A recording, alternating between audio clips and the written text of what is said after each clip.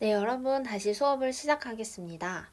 이번 시간에는 복습하는 시간을 가질 텐데요. 여러분 뭐 배웠는지, 1학년, 2학년 때 과학 시간에 무엇을 배웠는지 혹시 기억하시나요? 네, 기억하는 사람도 있고 기억이 안 난다는 사람도 있을 것 같은데 우리가 여러분도 알다시피 과학을 네 가지로 분류를 하죠. 물리, 화학, 생명과학, 지구과학. 네, 이렇게 네 가지로 나누는데 보통 이번 시간에는 화학에 대해서 배우도록 하겠습니다. 여러분 화학하면은 되게 어렵다 뭐 그리고 좀 복잡하다 외울 게 많다 이렇게 생각하는 학생들이 조금 많은 것 같아요. 그렇게 생각할 수도 있지만 원리를 알면 어, 이해하기 쉬운 과목이라고 좀 더 이제 바꿔서 생각을 했으면 좋겠어요. 네, 과학 어렵지 않습니다. 화학 어렵지 않아요. 네, 이 시간에 우리 같이 복습하면서 1학년, 2학년 때 뭘 배웠는지 한번 보겠습니다. 네, 첫 번째로는 기체의 성질인데요. 우리가 기체 입자가 운동한다는 걸 배웠어요. 근데 기체 입자가 운동한다는 것을 어떻게 확인을 할 수가 있냐면은 우리가 확산과 증발 현상을 통해서 확인을 할 수가 있죠. 교실 맨 뒷자리에서 방구를 꼈는데, 뽕 하고 방구를 꼈는데, 여기 앞에 있던 선생님이 냄새를 맡았어요. 코가 있으면 이렇게 냄새가 이렇게 맡았어요. 무슨 현상 때문에? 확산 현상 때문에 이렇게 냄새를 맡게 되고, 이 확산 현상으로 기체 입자는 운동하는구나. 이걸 확인을 할 수가 있었죠. 그리고 우리 빨래가 마르는 거, 그 다음에 우리 주사 맞았을 때 알코올솜 문지를 때 이제 약간 시원해지는 거 이런 걸 통해서 증발 현상을 볼 수가 있고 그것 통해서도 기체 입자는 운동을 하는구나를 알 수가 있었죠. 그래서 우리가 입자 모형으로 이렇게 증발 기체 입자를 거름종이에 묻혀 놓은 거를 시간이 지나면 이렇게 된다는 것도 우리가 배웠었어요. 그리고 기체 입자가 이제 운동을 하면은 부피 변화가 있을 수도 있는데요. 이 부피 변화를 일으키는 건 압력과 온도가 있어요. 압력이 높아지면 우리 부피는 어떻게 되죠? 네, 맞아요. 부피가 이렇게 줄어들고 또 온도가 높아지면은 입자 운동이 활발해지기 때문에 뜨거워 이러면서 이제 너무 활발해지는 거죠. 입자 운동 활발해 가서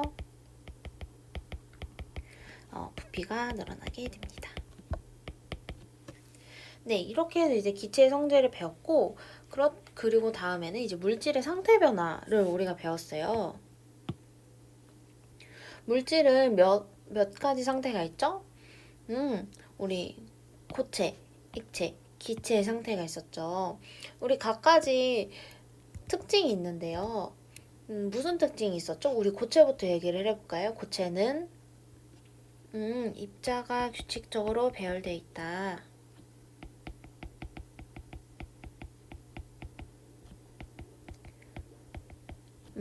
그리고 그러면 액체는요? 고체보다는 입자가 불규칙적이다.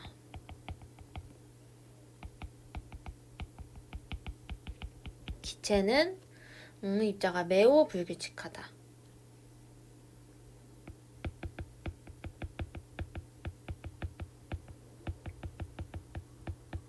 이런 특징이 있었고, 또 다른 특징이 있는 거 혹시 얘기를 한다면 또 뭐가 있을까요? 입자 사이의 거리가 가깝다. 입자 사이의 거리가 가깝다. 가깝다.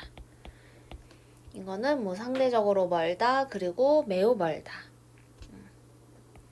상대적으로 멀다. 그러니까 고체보다 멀다. 이건 매우 멀다. 또 이런 특징들이 있었습니다. 그리고 우리가 이제 상태가 변화할 때, 한 가지 알아야 될 점이 있었죠. 뭐였죠? 물질의 성질은 변하지 않는다는 거예요.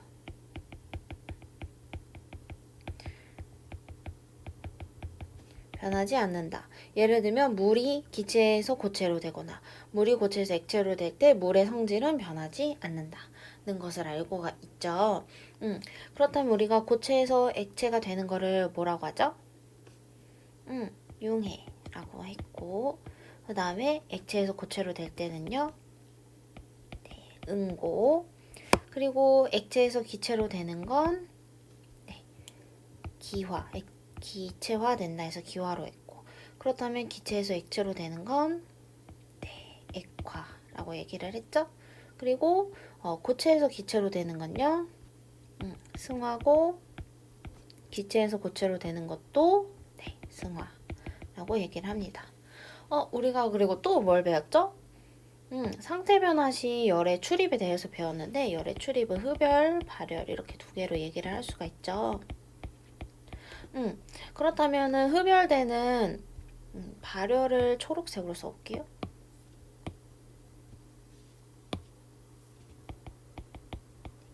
그렇다면은 흡열되는 과정은 뭘까요? 우리 흡열되는 과정은 입자의 배열을 끊어야 되니까 우리 융해 이 흡열이고 그 다음에 기화 그리고 고체에서 기체로 되는 승화가 이제 흡열이고 그렇다면 발열은요 응고 그리고 액화 기체에서 고체로 되는 승화 과정이 있습니다. 네, 이렇게 해서 우리가 중학교 1학년 때 화학을 배웠고 그 다음에 2학년 때는 뭘 배웠는지 한번 볼게요. 우리가 물질이라는 걸 또 배우게 되는데 계속해서 이 물질의 구성은 어떻게 되는지를 먼저 볼게요. 물질의 기본 성분에 대해서 배웠는데 원소.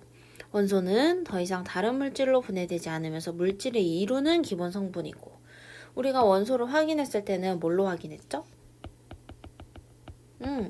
누군가 얘기를 했는데 불꽃 반응을 통해서 확인을 했었고 그 다음에 스펙트럼 맞아요. 스펙트럼으로 확인이 가능했습니다. 그리고 물질의 구성 기본 성분은 원소인데 물질을 구성하는 입자를 또 다르게 어떻게 표현하느냐? 일단 원자라고 얘기를 할 수가 있어요.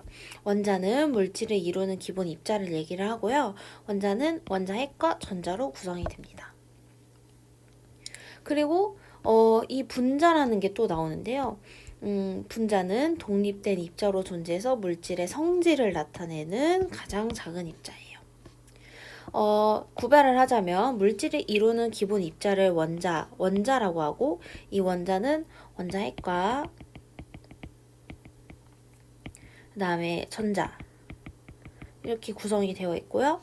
분자는 독립된 입자로 존재해 물질의 성질을 나타내는 가장 작은 입자예요. 네, 구별을 잘하고 그 다음에 그래서 원소, 원자, 분자 이 세 개를 구별을 잘 해야 돼요. 그리고 기호로 나타내는 원소와 분자가 있는데요. 그래서 우리가 배웠죠. 수소, 헬륨, 리튬, 베릴륨, 붕산, 탄소, 질소, 산소, 플로르, 불소, 그 다음에 네온, 또 여러 개 더 많은 게 있지만 일단 여기까지 얘기를 할게요.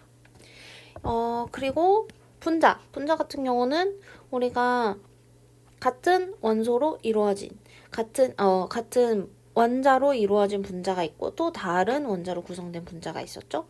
예를 들면 수소 분자 같은 경우는 같은 원자로 이루어져 있죠.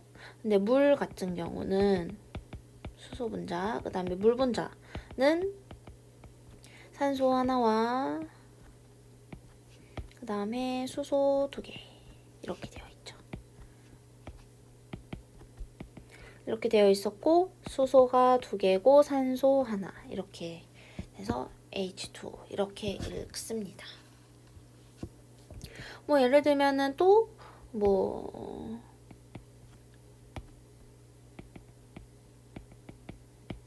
이게 무슨 분자일까요? 네, 암모니아도 또 이렇게 되어 있고, 그 다음에 그러면 우리가 기호를 쓴다고 하면은 NH3 이렇게 쓰면 되겠습니다. 그 다음에 우리가 또 전하를 띠는 입자에 대해서도 배웠는데, 전하를 띠는 입자는 이온이라고 해요. 이 이온이 전하를 띈다는 거는 뭘로 확인할 수가 있었죠? 전기 전도로 확인할 수가 있었고, 전기가 흐르는 거를 통해서 수용액상에서 전기가 흐르는 걸 통해서 우리가 이온이 존재한다. 이온은 전하를 띠고 있다는 걸 확인을 했고, 이온에는 양이온, 음이온이 있었죠. 그래서 양이온은 나트륨 이온이 있고, 또 음이온 같은 경우는 황화 이온이 이렇게 있었죠. 그리고 여기 이렇게 양이온과 음이온 이렇게 표시를 해주는 게 있었고, 또 이렇게 원자로 구성된 게 있고, 다원자로 이런 식의 이온도 있었어요. 이온 확인 방법은 우리가 무엇을 통해서 확인을 할 수가 있었죠? 앙금 생성 반응을 통해서 확인을 할 수가 있었습니다. 네, 이게 이제 2학년 배운 거고, 또 배운 게 뭐였냐면 물질의 특성에 대해서 배웠어요. 우리가 입자로 구성된 걸 이제 물질이라고 배웠고, 그 다음에 물질은 또 순물질과 혼합물로 구성이 되어 있는데요. 순물질은 한 가지 물질로 이루어진 물질을 순물질이라고, 혼합물은 두 가지 이상의 순물질이 섞여 있는 물질이라고 얘기를 합니다. 그리고 물질의 특성은 물질의 여러 가지 성질 중 그 물질만이 나타내는 고유한 성질이죠. 그래서 물질의 특성에는 밀도, 용해도, 그래서 포화용액, 불포화용액, 용해도 곡선 이렇게 있고, 그 다음에 우리가 이렇게 배웠고, 또 녹는 점, 그리고 어는 점이죠. 그리고 끓는 점, 이렇게 물질의 특성이 있었어요. 물질의 특성이니까 이거는 바뀌지가 않는 거죠. 예를 들면 소금이 있다면 소금의 밀도는 뭐 고정이 되어 있고, 용해도도 고정이 되어 있고, 그 다음에 녹는 점 혹은 어는 점임, 그 다음에 끓는 점, 이런 게 다 이제 고정이 되어 있는 거죠. 바뀌지가 않아요, 어떤 상황에서. 그리고 이제 순물질만 있는 게 아니었잖아요. 우리가 이제 혼합물이 있는데, 이 혼합물을 분리를 하고 싶어요. 그러면 어느 성질을 이용하냐? 이 물질의 특성을 이용해서 우리가 분리를 할 수가 있는 거예요. 그래서 첫 번째로는 끓는 점 차리를 이용해서 분리를 했죠. 우리가 증류 방식을 통해서 분리를 했는데, 물과 에탄올이 같이 있다면 이 물과 에탄올을 끓여요. 끓이면 여기에다가 포집 장치를 해놓고, 그래서 예를 들면 이렇게 끓인다고 할까요? 그러면 이 에탄올이 물보다 끓는 점이 낮으니까 먼저 증발을 하겠죠? 그래서 이거를 기체 입자가 이렇게 똥똥똥똥똥똥 오면 입구가 막혀 있는 이렇게 여기에다가 이제 얼음을 넣어서 온도를 낮춰주면 여기에 여기 나와 있던 에탄올이 분리가 되겠죠. 이렇게 증류식으로 이제 분리를 할 수가 있고, 그 다음에 밀도차. 우리가 식용유와 물을 섞으면 섞이지 않으니까 분리를 또 할 수가 있었고, 그 다음에 재결정을 통해서 분리를 할 수가 있었고요. 그리고 크로마토그래피로 혼합물을 분리를 할 수가 있었습니다. 재결정을 정의를 다시 얘기를 하면 고체 물질을 용매에 녹인 다음에 용액의 온도를 낮추거나 용매를 증발시켜 순수한 고체 물질을 얻는 방법이에요. 용매는 용액 또 헷갈리죠. 용질 이런 거 배웠지만, 소금을 물에 녹이면 이 소금물 자체는 용액이고, 그 다음에 이 소금을 녹이는 물질이 용매고, 이 녹여지는 대상을 용질이라고 얘기를 합니다. 크로마토그래피는 우리가 사인펜이 물에 닿으면은 분리가 되는 검은색 사인펜을 했어도 뭐 색깔이 여러 개 나오는 걸 볼 수가 있었죠. 이제 그런 방법을 통해서 이 물질을 분리를 할 수가 있었습니다. 네, 여기까지가 2학년 화학 관련된 거고요. 그렇다면 우리가 이제 앞으로는 뭐를 배울 거냐? 제목은 화학 반응의 규칙과 에너지 변화에 대해서 배울 거고, 물질 변화와 화학 반응식. 그래서 수치 탈 때는 수태에서는 어떤 변화가 일어날지를 관찰을 하고, 물리 변화는 무엇인지, 화학 변화는 무엇인지, 그리고 화학 반응은 무엇인지, 화학 반응식은 어떻게 쓰는지. 에 대해서 배울 거고, 그 다음에는 화학 반응의 규칙. 수소가 연소하는데 필요한 산소의 양을 어떻게 할 수 있을까? 이런 거에 대한 규칙이 있다는 거죠. 그래서 세 가지가 나오는데 질량 보존의 법칙, 일정 성분비 법칙, 기체 반응 법칙을 우리가 배우게 됩니다.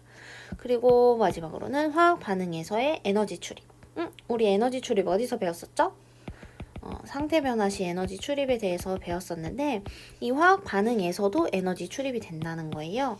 그래서 발열 도시락은 어떤 원리를 이용한 걸까? 에 대해서 한번 생각을 해보고 발열 흡열에 대해서 더 얘기를 해보도록 하겠습니다. 네, 여러분 잘 따라와 주셨고 우리 네 고생했습니다. 중학교 1, 2학년 과목 자식 교과서 다시 펼쳐보시고 그 다음에 3학년 때는 우리가 뭘 배우는지 책을 한번 보면서 여러분 마음가짐을 이제 다스리고 그 다음에 과학은 전혀 어렵지 않고 내가 공부를 하면은 쉽게 배울 수 있다를 기억하면서 우리가 앞으로 수업을 진행했으면 좋겠습니다. 네, 고생하셨습니다.